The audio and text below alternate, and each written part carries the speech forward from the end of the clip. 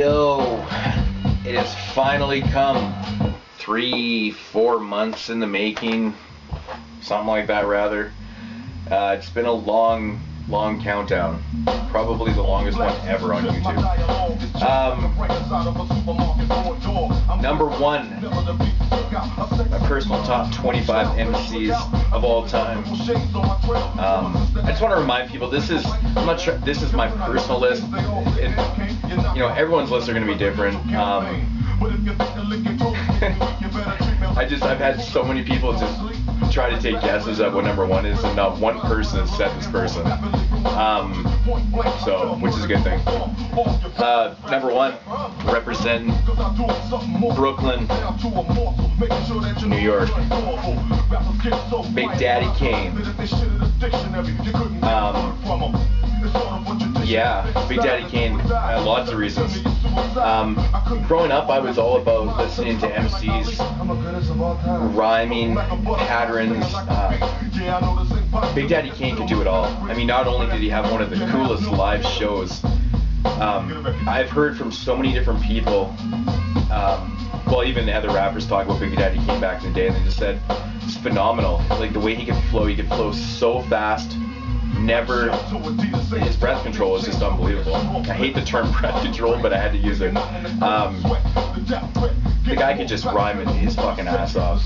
He came up through the Juice Crew, representing Cold Chillin' Records. This debut album, Long Live the Kane, came out in 1988. He was doing stuff in, 86, came up with the Juice Crew and stuff, obviously. This album was fully produced by Marley Marl. Actually, I believe this album went gold. Just a fucking clinic in MCing. This really set the stage for, put out 7 albums. He hasn't released an album since 1998, which is interesting because he's been featured on hundreds of songs in the last 14 years. He's even had tons of songs just himself. I have no idea why he hasn't put out another record, but I don't know. But Big Daddy Kane, man, like I said, it was just all about rhythm and just creative rhymes, and I could listen to this guy all day. He was so entertaining to me. I love the beats.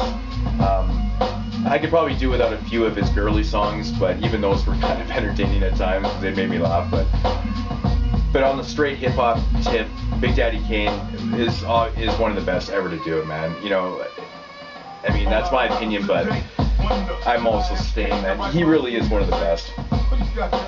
This album is just ridiculous, man. This album features the Raw remix. The original Raw song, I believe, came out in 86. It would have been 2 years before.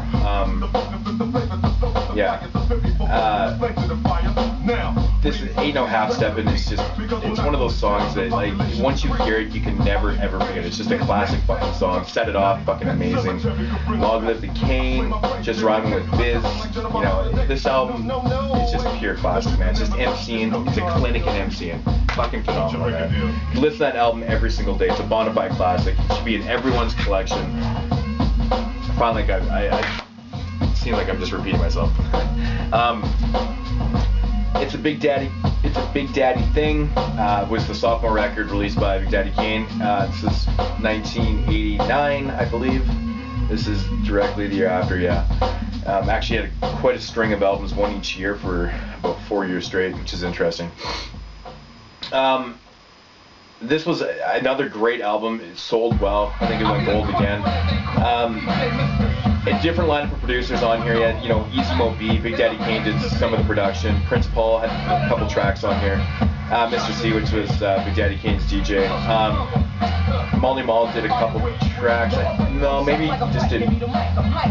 No, he did 2 songs on here. And Teddy Riley, of course, did a song.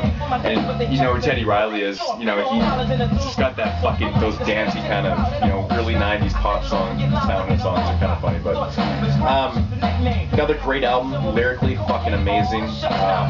Another victory was produced by Easy Mo B. What was the other song? Call Him Mr. Welfare was produced by Easy Mo B, another good song. I Get the Job Done. I fucking love that track, man.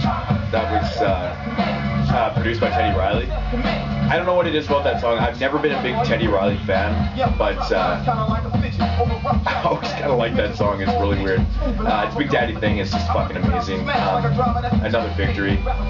Smooth Operator. Everyone knows the song. It's really the song that made this album sell like a motherfucker. Warm Enough Kane. You know, you got this Rap Summer remix on here, which is produced by Marley Marl. It's fucking amazing shit. It's random. They got a Rap Kane live song right in the middle of the album. I don't like when they put live songs on in the middle of albums. I always find it has a weird feel. It makes the album feel funny. But just another amazing fucking lyrical album by Big Daddy Kane. Next up was 1990's Taste of Chocolate. I always hated this album cover. Fuck, I hated this album cover. Released again on Cold Chillin' Records. Now this album had, you know, Big Daddy Kane I think produced most of the album himself. Prince Paul did a couple tracks, Cool B, Mr. C, stuff like that. Now this album is interesting because it starts off like classic Big Daddy Kane. You know, you got the fucking hard rhyming motherfuckers, just fucking ripping rhymes, battling, you know, motherfuckers. And then it comes to All of Me featuring Barry White, and it's the slowest, sappiest song. And then to top that off, Keep Him on the Floor, the next song, it's like the same thing. And then Mr. Pitiful, another song. I'm like, the middle of this album just plays out so fucking weird to me. It may be very off-putting to people that are just, you know, if you're just getting into Big Daddy Kane or something, might not want to check those songs out first. But, you know, otherwise, the rest of the album's fucking awesome, man. Down the Line's wicked. Put Your Weight on It. It's Hard Being the Kane. I actually played on my radio show a couple weeks back. Fucking love that song, man. But, you know, it starts out really good, you know, because I can do it right. He's got these girly tracks in the middle, which always crack me up. But you know, Big Daddy Kane, fucking innovator. You know, he's a ladies' man, right? Prince of Darkness, which is probably my least favorite Big Daddy Kane album out of his whole discography. You know, it's got some decent songs though, man. I really like the song Come On Down, featuring Q-Tip and Busta Rhymes. It's a fucking great song.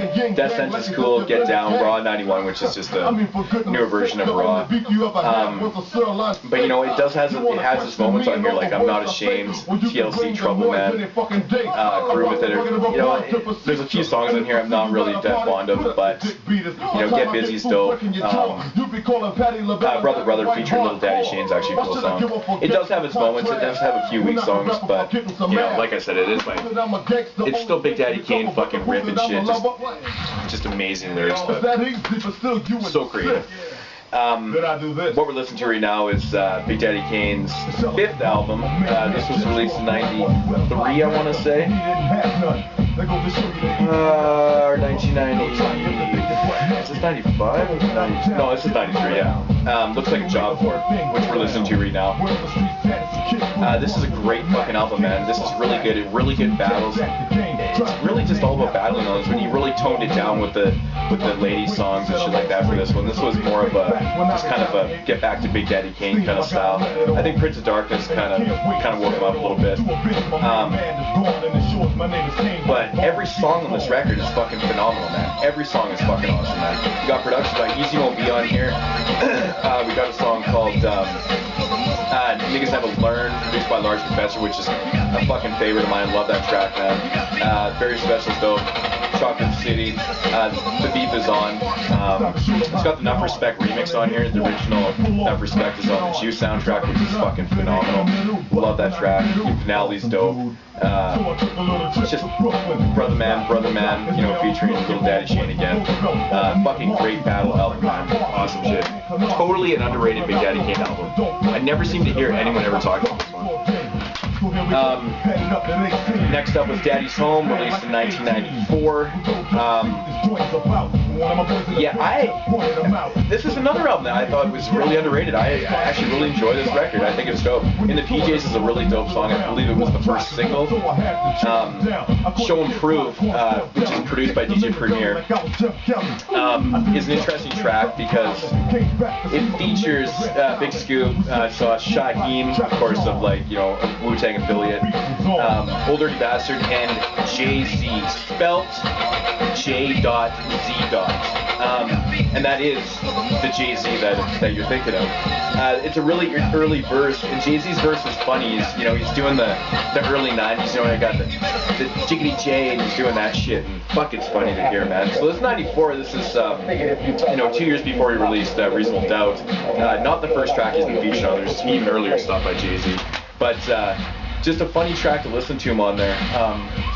Dope beat, produced by DJ Premier. That's How I Did Him, produced by Easy Mo B's, another fucking great song. This is a really dope album, man. I think it's really underrated. It's got some, actually I think there's a bunch of, Big Daddy Kane produced actually most of this record, to be honest. The Way It's Going Down, another Easy Mo B track, which is fucking fantastic. But yeah, really underrated album. It's called Daddy's Home. It has its moments, man. Never been a fan of that album cover either. Big Daddy Kane always needs to work on his album covers a little bit. Not that good. But, I'm not staring at the album cover the whole time I'm listening to records, but, it is a good record, though. And then next up, Veterans Day, which I believe that absolutely nobody in the world bought except for me. This album frustrated me. It's one of those albums that plays out better if you put it into an iPod and take out the interludes. There's 21 tracks on this album. There's 21 tracks, and I believe there's only 12 songs, so there's, 9 fucking interludes on here. So it's pretty much every second track.